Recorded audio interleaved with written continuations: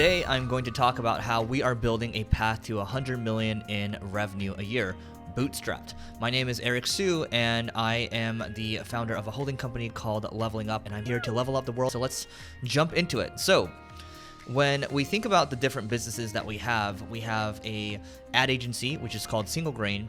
And within the agency, we've actually acquired other agencies, a company called Northcut, another one would be called Brave One, and then we're looking at acquiring others as well. We also have a SaaS product, which is called ClickFlow, and ClickFlow is content marketing and SEO software, which I'll come back to in a second. And I'll actually write all these out too on my little iPad over here. So we have Single Grain, so that is the agency side of things, right? Then we have the software, which is ClickFlow. And then we also have our education products. So that's part of Leveling Up, okay? And then Leveling Up, we'll come back to the whole holding company thing in a little bit, but that's education. And we also have Marketing School, which is where I'm partnered with another marketer named Neil Patel. And so that one is, we have kind of events and ads. That's kind of how that one looks. And there's an element of education, obviously. It's called Marketing School. We are also looking at buying other businesses too, right? So let's just call it M&A over here, and I'll come back to that in a second, okay? Now, combine what we have right now. We have a healthy 8-figure business, and we're continuing to look to ramp. And for ClickFlow, we did crowdfund about a couple $100,000 or so. But other than that, everything's been bootstrapped. And just keep in mind again, I bought Single Grain for $2, and we're able to kind of turn the company around. And there was a lot of work to get there. Yeah, we're able to do it, and then the entire thesis the whole time was to figure out if we could turn that company around, could we take the cash flows and invest into more exponential or more durable sources of revenue?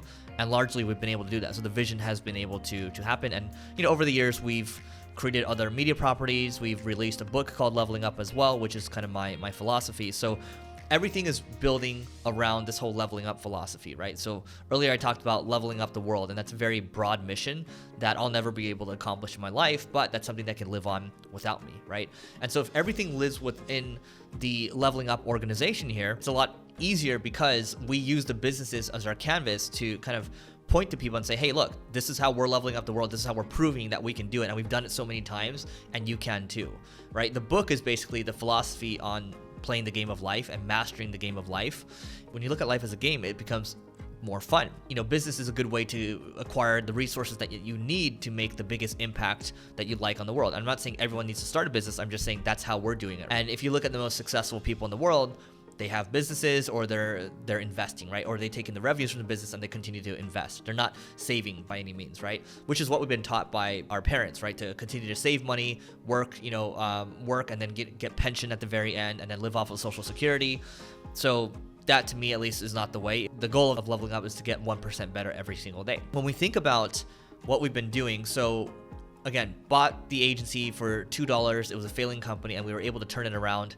And, we took the cash flows from that business, and now we're buying other agencies. And the reason why we're buying other agencies right now is not because we want to build this large agency conglomerate, but what we want to do is we want to buy capabilities that can help our internal companies long term. And also, the agency serves as a university for us. The way I look at it is we get to learn the newest trends when it comes to kind of what's going on with digital. We get to test out these trends too, and we get to work with the best clients in the world, so the Ubers, the Amazons, the Airbnbs of the world. And so it's kind of our university, it's our experimental lab as well, and we can also train up leaders from there. The long-term vision here is also to be able to train up leaders.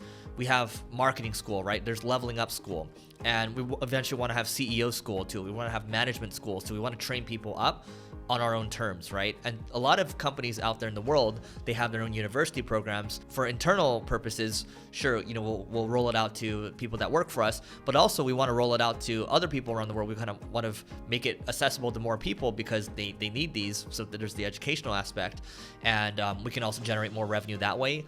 More revenue, more resources, we can hire more people, we can reinvest in our people, we can reinvest into the company or invest into R&D. So we're just looking at winning the game of resource allocation here, right? If you look at a game like StarCraft or any strategy game, it's really about resource management, and that's what business is, that's what life is.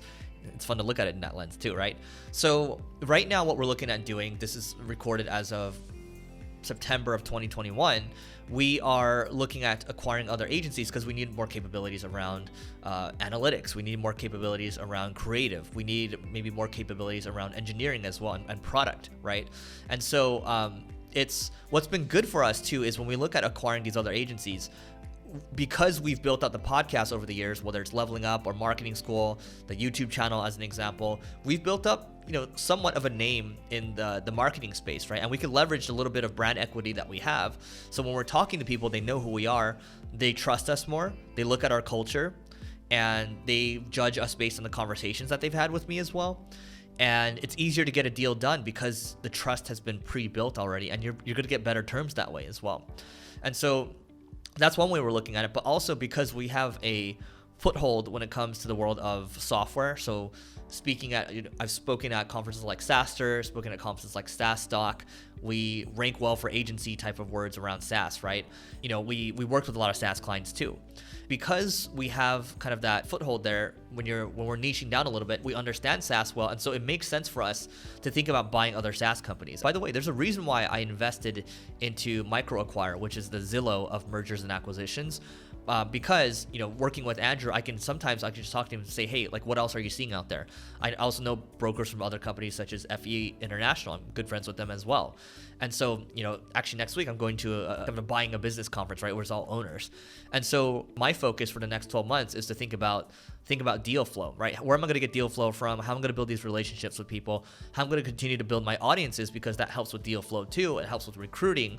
And so you can see all these pieces kind of starting to tie together. The agency is going to continue to long term. It's going to support what we have going on with our different business units, and the plan is to have different general managers or different CEOs running these different business units. For example, we have a GM for ClickFlow. We have a GM for the education side of things too. And the education side is really exciting to me because if you're to strip me down to my essence, if I had no businesses, nothing right now, I would just love learning. I love teaching, right? And so the education side is very near and dear to my heart. It makes a lot of sense given what we have with Consulting School, Leveling Up School, which is Consulting School is helping people build their agency, start or grow their agency, and then Leveling Up School is to help people start their dream business, and then we have different levels above that too. And that's also very scalable too. We talk about economies of scale here. When we also think about business, I would highly recommend reading the book 7 Powers, and that talks about the different levels of scalability that you might have with the business, different leverage points, right? So when you think about a Facebook, they have network effects. The more people use a network, the more it becomes valuable. Uber has network effects as well. Software has economies of scale. The more people are using the product, your marginal cost actually goes down. There are switching costs as well. So if you're an agency, you add in a bunch of services, it's actually harder for people to switch out of you, right? Or if you're doing such a good job, you're doing pay for performance, it's harder to switch out. So you got to think about the offer that you're putting together. And I really recommend also reading the book, $100 Million Offers by Alex Hormozi. So those are just a couple of things that you can do. Again, 7 Powers, look for the book summary out there. But if you look at the best businesses that are built out there, they at least have a couple of elements of the 7 Powers. Again, if you look at a Facebook, an Uber, and a WhatsApp, they have those network effects, right? You also think about your counter positioning. So when you think about Airbnb versus Hilton as an example, Airbnb's kind of mission is to help people belong anywhere or belong everywhere.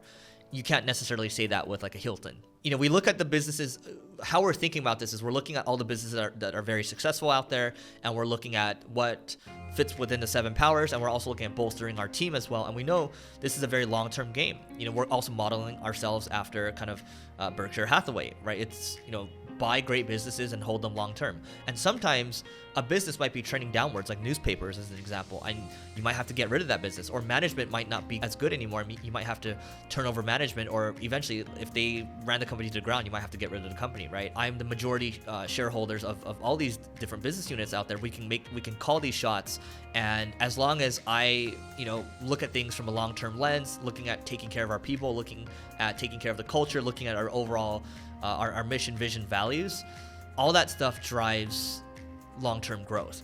And I think it's inevitable that we get to 100 million a year. Look, it'll take time, but I'm in my mid-30s right now, and I'm enjoying every single day. Warren Buffett talks about tap dancing to work every single day, and I feel like I'm doing that. I get emotional when I say that, right?